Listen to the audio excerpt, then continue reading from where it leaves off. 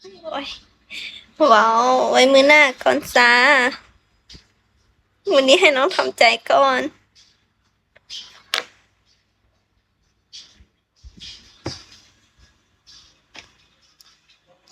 ขอบคุณค่ะ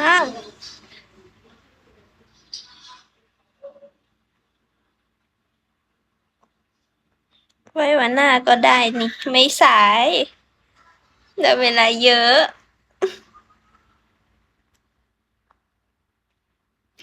ใช่ไหมล่ะ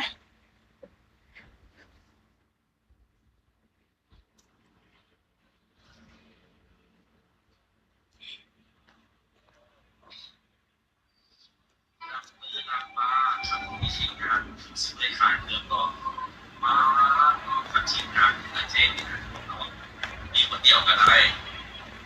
เช่นจุดนี้เองเป็นยังไงนะครับว่าที่เบิ้ลระหว่าง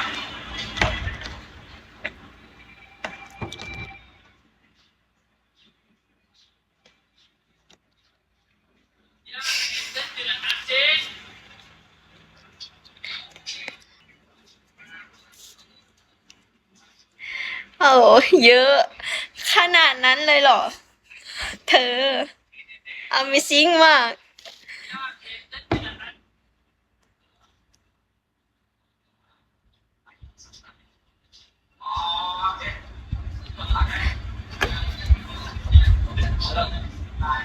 อ๋อแล้วก็ไอ้หอมเป็นคนละเอาไปให้เป็นตัวอย่างแ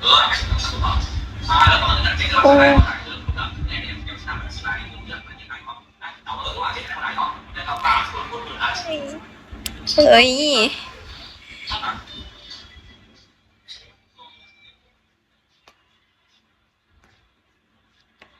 เอา20 รอบก็ยังได้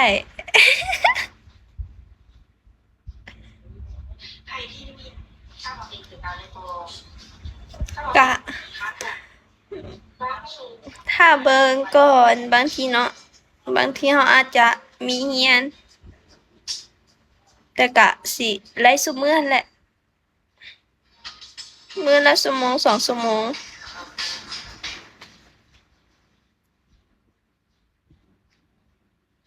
ได้ค่ะ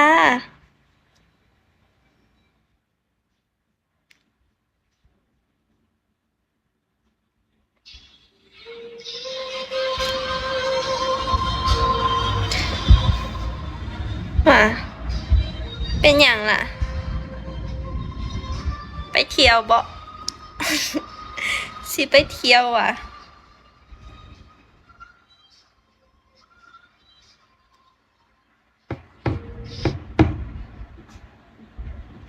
แมน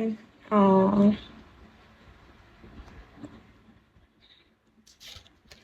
เดี๋ยวเรากะสิอย่างก็วันที่10ไปกะสิไปหลวงพระบางล่ะกะสิบ่ค่อยได้ไล่บ่ได้ไล่หั่นแหละ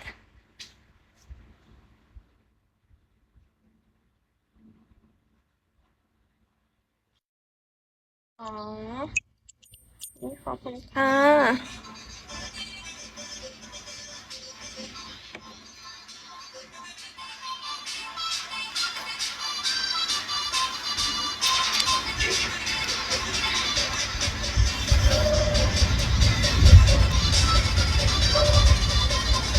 ใช่เหรอ